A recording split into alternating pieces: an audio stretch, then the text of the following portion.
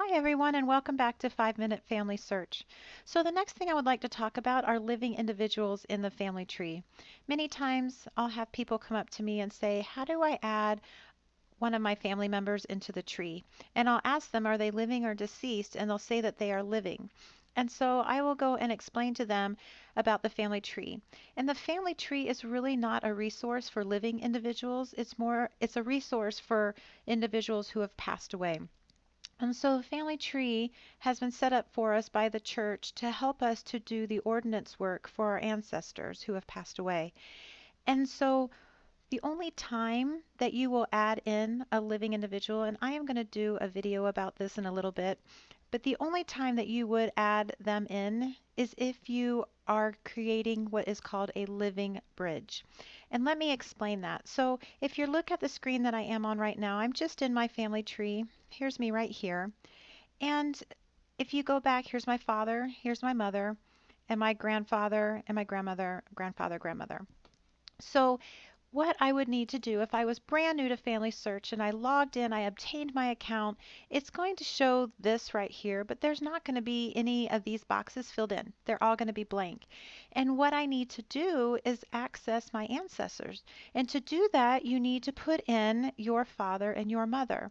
Now, my father and my mother are both living, and so I would have to put in living individuals to be able to gain access back to my paternal grandparents and my maternal grandparents. And both of these, well, my paternal grandfather has deceased. And so to be able to access him, I have to put in my living father as a living bridge to be able to pull up my grandfather. And that is the only time that we add living individuals into our tree.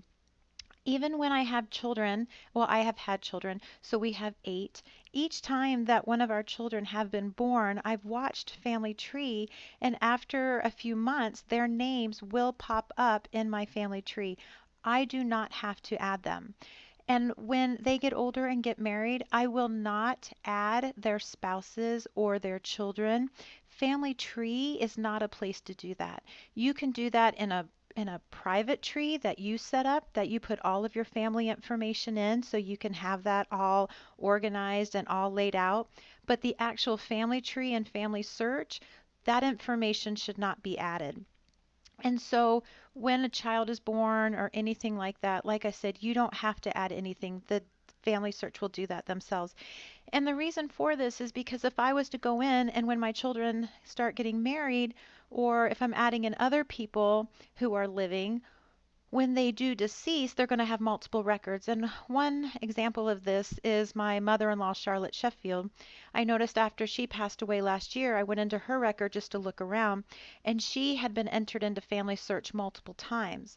And so, what that did is it created multiple records for her. And so, we had to take all of those records and condense them down into one record.